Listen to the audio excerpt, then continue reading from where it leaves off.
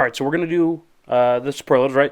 So it's going to be kind of giving you guys a gauge, a little temperature gauge on who are the best players, who are the most impactful players in the division. So we're going to have the MVP, Offensive Player of the Year, Defensive Player of the Year, right? Those are, basic, and Coach of the Year. Those are basic awards that the entire league is given out, right? And then the Breakout of the Year. This could be a rookie coming to breakout. This could be a guy, maybe a second-year guy that you see is going to, blossom into a top 10, 15 guy, Yeah. Give you a little hint, this one's going to be a rookie, but you get the point. So the superlatives, we're going to start with the MVP. So MVP of the division now, a lot of people will give this to just the flat best player. I think then you're missing the point of most valuable player, right. MVP. Yes. And so to me, we discussed this, the most valuable player in this division is Matthew Stafford. If Matthew Stafford is healthy, the Rams are a 9, 10, maybe even 11 win football Super Bowl competing team.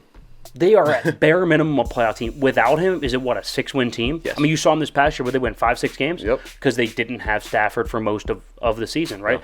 So Matthew Stafford is the most valuable player in the division. Is he the best? Is he going to put up the best statistical numbers? Probably not. Yeah, I mean, most valuable? Absolutely. We say it all of the time on the show. If you want to see somebody's value, take them away from the situation and then look at what happens to the team, to the organization after they're gone. That will be a true test of someone's value.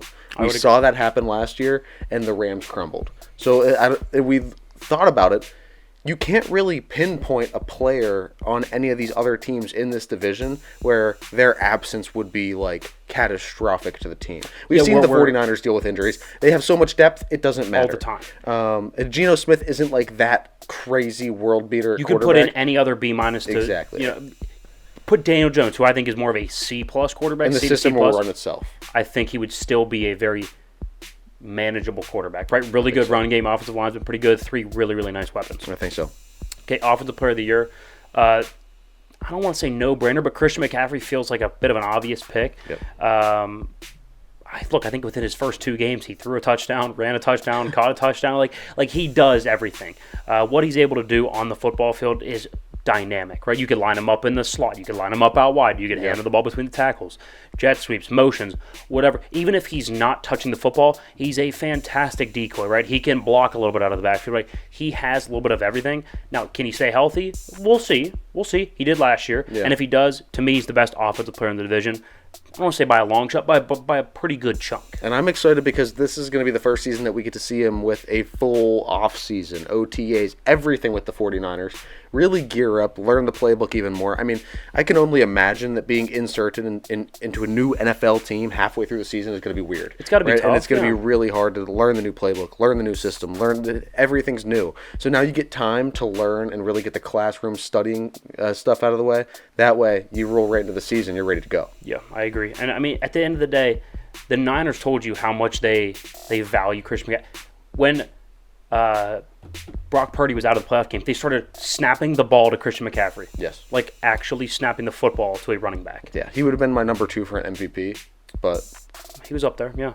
All right, Defensive Player of the Year. I think we're going to stay with the Niners here. Nick Bosa. I mean, look, he's consistent, like 15 sacks a year. Crazy. Now, Aaron Donald's up there, but the pass rushing numbers aren't what they once were. Could they return to prominence? Yes, he could. Yeah, absolutely. But I think Nick Bosa, first of all, in his prime, wildly athletic, right? We've seen the edge rusher kind of take over in football in terms of pass rushing. He used to be the big defensive lineman, right?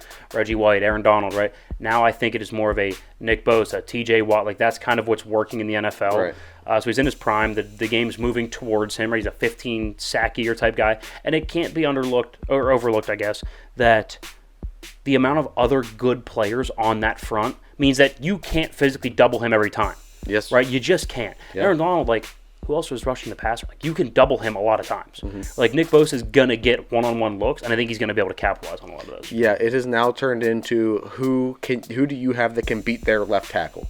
It's really come down to that, and I think that's why we have him at a Defensive Player of the Year slot, because it's such an important position. I mean, we've seen that cover up holes for so many teams with bad secondaries. Pittsburgh's a great example. Pittsburgh has no corners. I mean, we have aging corners and then a Joey Porter Jr. who's going to be a rookie this year. Yeah. Right? You have big holes in the secondary. What covers that up? A fantastic pass rush. So I think Nick Bosa here is a Perfect fit. All right, breakout player, JAXON, SMITH-NJIGBA. I think when you have Tyler Lockett as more of a, I don't want to say gadget, but more shifty, very vertical threat, DK Metcalf, who can also get vertical, more of like a possession receiver as well, can go up and high point the football. I think a perfect slot receiver, very good route runner, good hands, good after the catch. JAXON, SMITH-NJIGBA fits into the offense really, really well. Good run game, so he's not going to be relied upon a ton. He's going to be able to come in, catch 60 passes, 800 yards or whatever, 6 touchdowns, and be a very, very good 3. Arguably the best 3 in football, I think. I really liked the pick when it happened, and I think he has his way to start as a 3 and maybe work his way up that receiver